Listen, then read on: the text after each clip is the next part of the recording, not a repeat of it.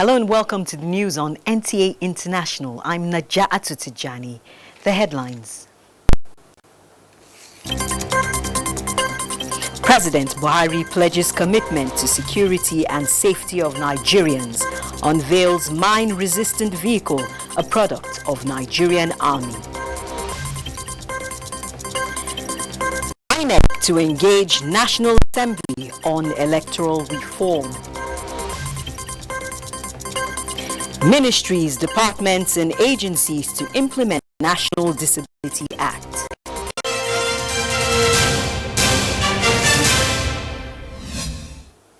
And now the news in detail. President Muhammadu Buhari on Monday in Daura, Katsina State, said Nigeria's socio-economic and political salvation will come from education and urged citizens to embrace learning as a way of life while the government would do its best to provide access. A statement by the Senior Special Assistant to the President on Media and Publicity, Garba Shehu, says the President, who was honored in his country home Daura to commemorate the 50th anniversary of the founding of Community Secondary School Daura, said he became orphaned early, but his 9 years in boarding school and joining the army shaped his life. The President and 5 others founded the Community Secondary School as a community service. He praised the current management of the school, which has been renamed Pilot Secondary School Daura, for maintaining high standards. President Buhari implored the Old Boys Association to carry on the good work leading up to the current position of the school. Meanwhile, Vice President Yemi Osinbajo, while presiding over the Presidential Enabling Business Environment Council's meeting, said the President is concerned about complaints regarding the airports. This is in a renewed effort to improve the experience of travelers at the airports, especially that of Lagos and Abuja. And the immediate improving steps are in the offing, as PEBEC will be working with the Federal Airport Authority of Nigeria and the Immigration Service to establish certain standards. Ministers at the meeting include that of Trade, Industry and Investment, Adeni Adebayo, Foreign Affairs, Jeffrey Onyema, Federal Capital Territory, Mohammed Bello, and Police Affairs, Mohammed Megari, as well as Acting Head of Service of the Federation, Folashade Mieson. And to protect the nation's education system against the evils of exam malpractice, sex for grades, and cultism, a new plan of action by the Federal Ministry of Education has become imperative. The plan should include an online blacklist register of indicted lecturers to prevent their engagement by unsuspecting institutions.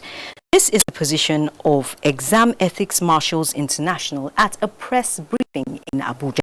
Kelvin Eponai has details. The negative impact of examination malpractice, cultism, and sex for grades, and the quality of certificates awarded in the nation's higher institutions is enormous. While stakeholders commend the ongoing process of enacting a law against sexual harassment in higher institutions, the Exam Ethics Marshals International is seeking a national consultative conference of education leaders to confront the problem head-on, because the product of examination malpractices will eventually grow to hold leadership positions in the future, a situation the group says will be disastrous to the country. Unless we do something, unless we rebuild, unless we strengthen the moral infrastructure of our educational system, the fight against corruption will be difficult to win.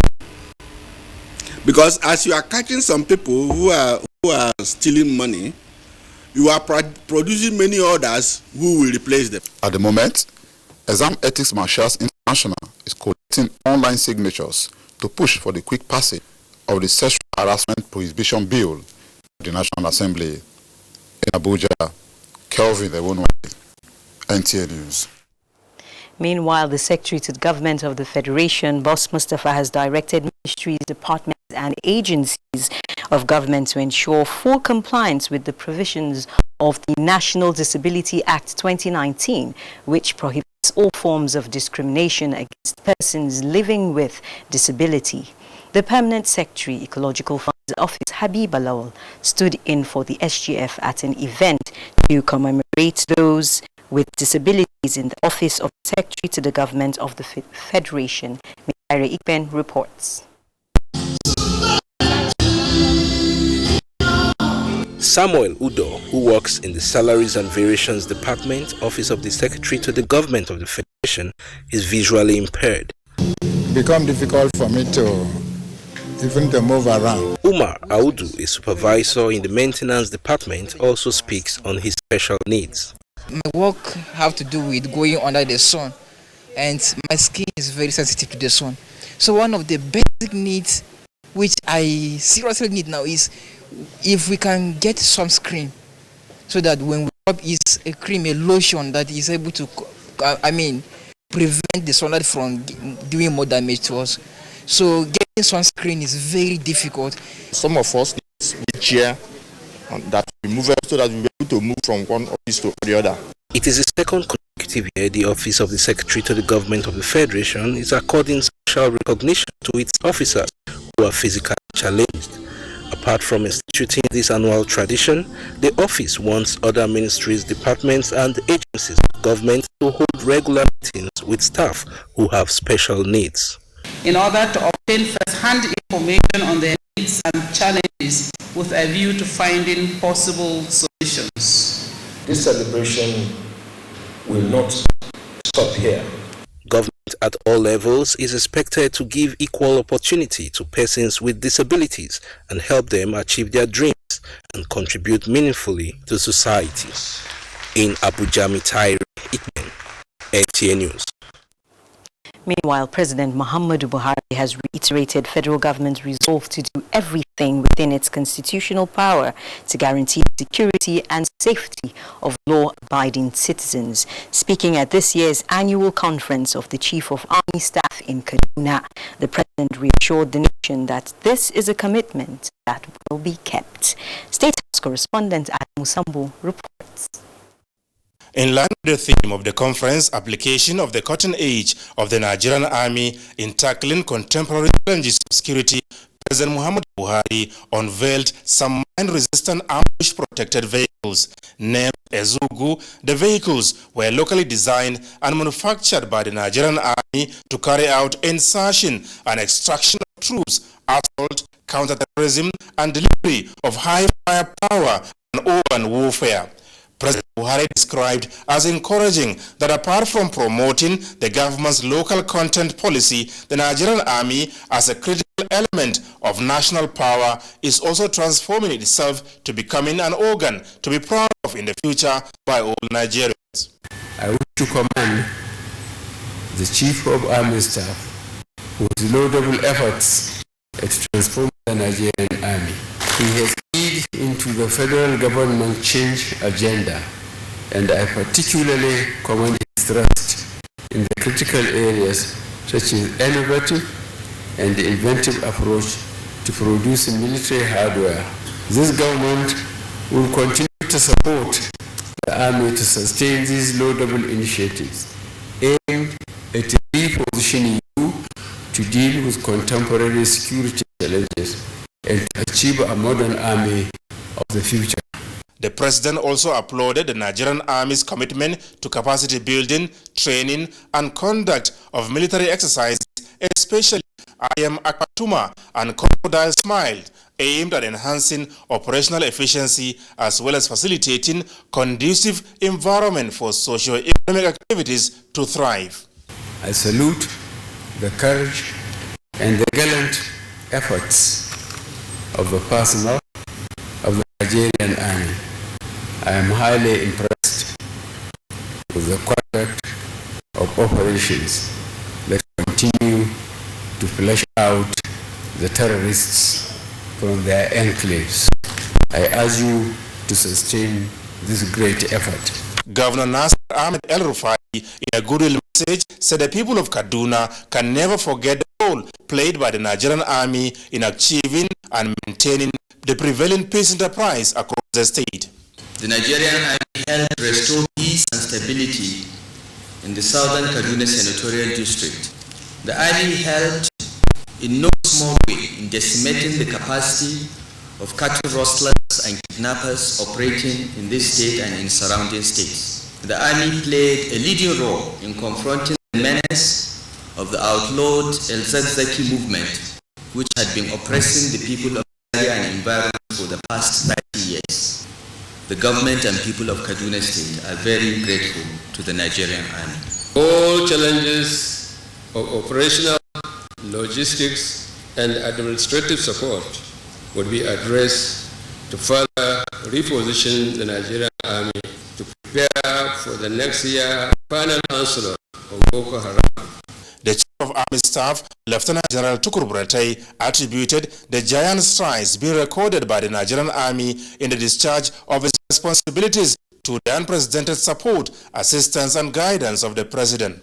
I want to humbly reassure Mr. President of our unalloyed loyalty and respect to the Constitution. Also in Kaduna, President Muhammad Buhari inaugurated the 44 Reference Hospital of the Nigerian Army, recently upgraded and equipped with state-of-the-art facilities.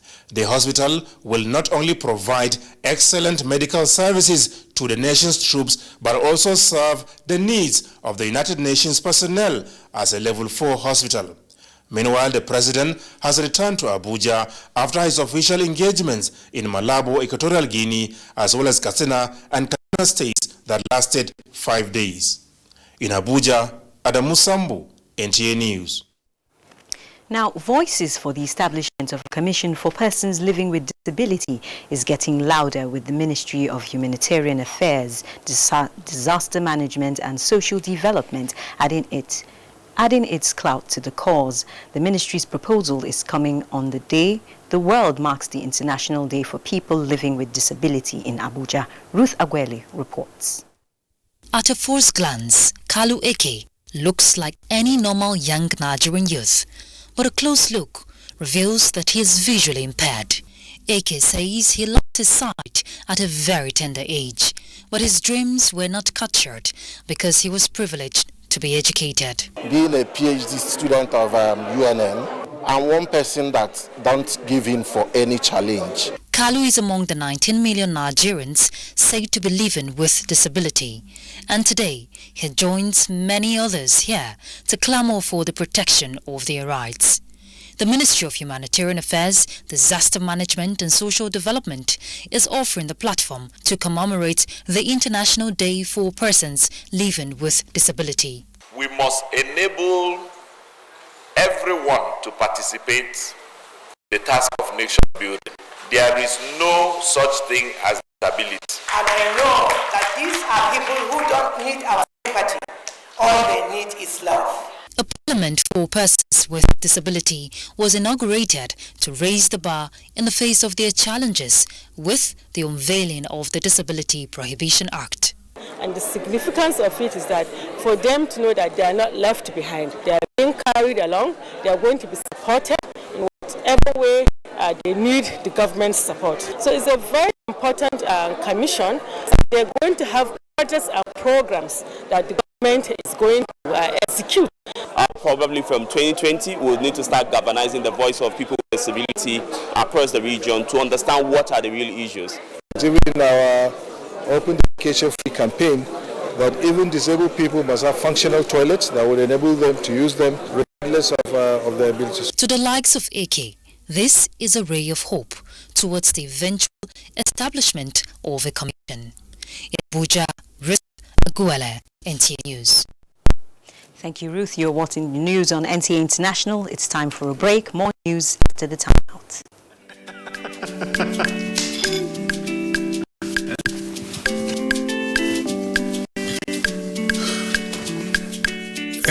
That channel where you watch just now don't waka. Panic. There's me no panic. You go do it by yourself like ABC. Oh yeah, press the menu button on top your remote. Scroll up and down till you see Information Central. Then press OK. Press OK.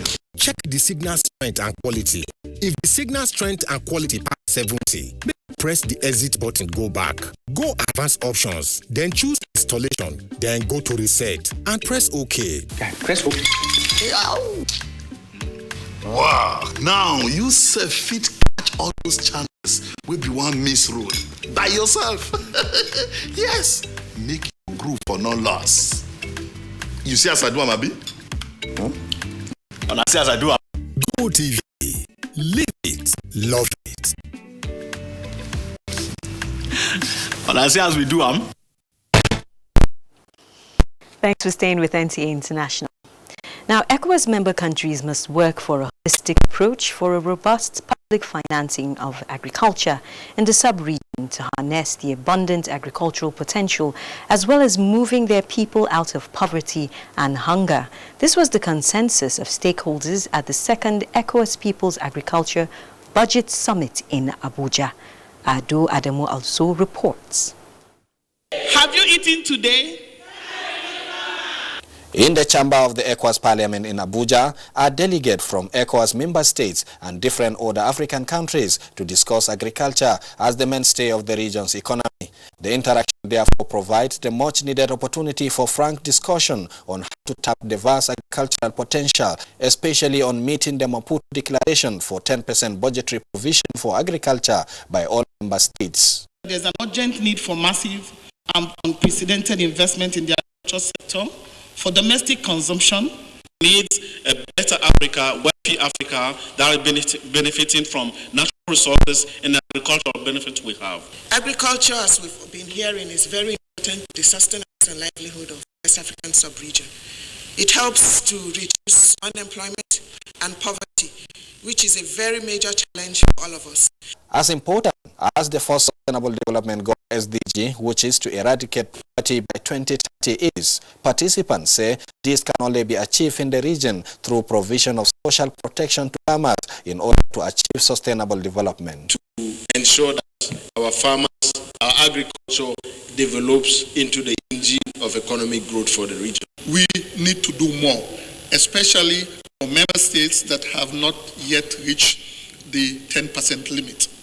Members of the ECOWAS Parliament resolved to provide a legislative framework that will harmonize the region's agricultural policies and programs, especially in the areas of budgeting, as well as leveraging on individual countries' comparative advantage. In Abuja, Adua Demwalso, NTA News.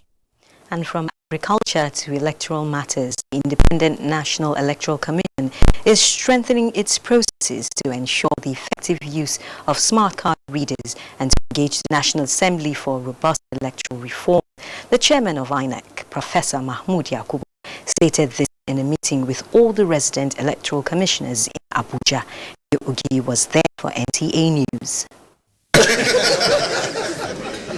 Resident electoral commissioners from Bayelsa and Kogi states. Toast of the day because they are just coming from the field. Beyond the funfair, they have an assignment in this meeting. It is therefore important to undertake our internal appraisal of recent elections, beginning with briefings by the resident electoral commissioners responsible for states where elections were held. It is the last meeting of the year 2019, and the string of court litigations is a burden. From the 2019 general elections, INEC has received 807 petitions, and for the chairman of the commission, Professor Mahmoud Yakubu, effective use of the smart card reader and painstaking electoral reform process is the only way out. One critical area that the commission will engage the National Assembly is the status of the smart card reader. We have drawn public attention to our constraints in this regard. We have no capacity to arrest offenders and conduct investigation. That is why we believe that the Electoral Offences Commission and Tribunal will dispense justice dispassionately and speedily in the same way that the Electoral Court deals with violators in other countries such as South Africa. The doors of the meeting are closed for family talks, but outside, the door of a vehicle opened, and it was Smart Adeyemi, Senator-elect for Kogi West. A long walk to victory, and here he is to collect his certificate of return, though not alone, but with Mohammed Idris, member House of Representatives elect for Ajakuta Federal Constituency for the just concluded National Assembly supplementary elections in Kogi State, sharing the same mission with Smart at the INEC office, that is to collect his own certificate of return as well. To continue in joining President Muhammadu Buhari in moving Nigeria to the next level. I'm very happy. That's all I can tell you this morning. One more step to finally acquiring a seat in the red and green chambers, that is, the swearing in at the National Assembly. Mie Okede, NTA News. Now to legislative matters. The Senate has received a request from President Muhammadu Buhari seeking the confirmation of the appointment of 16 members of the National Hajj Commission of Nigeria. National Assembly correspondent Ignatius Nko reports that the Senate thereafter adjourned 30 minutes after reconvening for Tuesday plenary in honor of a serving member of the House of Representatives, Jafaru Ilyasu, who died on Monday this week. The National Assembly lobby is the entrance hall to both chambers of the Parliament. The mood would be inside the two legislative chambers, usually reflected here. The mood at the lobby Tuesday morning was that of grief, mourning, shock, as members and staff were seen discussing a late member of the House of Representatives, Jafaru Ilyasu from Niger State. Inside the Senate chamber, the mourning mood continued but temporarily gave way when the President of the Senate, Ahmed Lawan, read President Muhammadu Buhari's request for the confirmation of nominees as chairman and members of the National Hajj Commission of Nigeria. Zikirullah Skiru Olakunle Hassan, position chairman, state of origin, Osun State. The Senate may wish to note that the names of the representatives of the Jamaat al-Nasr al-Islam and Nigerian Supreme Council for Islamic Affairs will be sent to the Senate subsequently. Shortly after, Senate suspended all items on its order paper, observed a minute silence and adjourned in honor of the late member as moved by leader of the Senate, Yahya Abdullahi. Among the items stepped down include the consideration of the report of the 2020 appropriation bill. Meanwhile, the Senate Joint Committees on Nigerian Navy, Maritime Transport and Finance have commenced investigation into the activities of organizations at the secured anchorage area where the management of the Nigerian port authorities stressed that the Nigerian Navy are statutorily mandated to provide security at the areas with no cost to vessel owners. Agencies should take on their role in totality. Vessel owners should not be made to pay for anchoring their vessels. We have to be responsible to ensure our waterways are safe. Rear Admiral Tari Warrior Dick, who spoke for the Nigerian Navy, acknowledged its mandate and explained that it's been carrying out its functions judiciously. From the National Assembly, Ignatius Nko, NTA News. Meanwhile, the House of Representatives has, in honor of a deceased lawmaker, late Jafaru Ilyasu, suspended plenary to Wednesday, December 4th. National Assembly correspondent Lami Ali reports. The Deputy Speaker, Ahmed Idris, while presiding at plenary Tuesday, formally announced to the House the demise of member representing Magama Rijau Federal Constituency of Niger State, after which prayers were offered for his repose. Grant him Al-Jannah Firdaus as his permanent place of abode. Amen. Ya Allah, we pray thee in your most exalted and mighty names. Ya Allahu Rahmanur Rahim al-Malik al-Qudus al-Samad. Ya Khaliq al-Bari al-Musawwir al-Ghaffar. Ya Qahhar al-Wahhab al-Razzaq al-Fatah. The lawmakers at the signing of his condolence register described him as a Democrat with a high sense of commitment to service. He believes in Nigerian unity, he believes in what the Nigerian people had been yearning for, that is being able to give them the dividend of democracy. Someone who is new in the House, but he's been very, very dynamic. He's a member of my ad hoc committee. Even this Thursday, we were with him and he made a lot of contributions to the debate. What this does is to make all of us very humble. We will definitely miss him as his colleague, so you can imagine how it will be for his own family. So this is actually a very sad thing that happened. The late Jafaru Ilyasu was elected into the 9th House of Representatives on the platform of the All Progressives Congress. He died on Monday at his Maitama residence in Abuja. From the National Assembly, Lami Ali, NTA News. Up next is Sports Update. President Muhammadu Buhari is expected to flag off the second edition of National Anti-Corruption Marathon in Abuja December 9 in commemoration of 2019 World Anti-Corruption Day.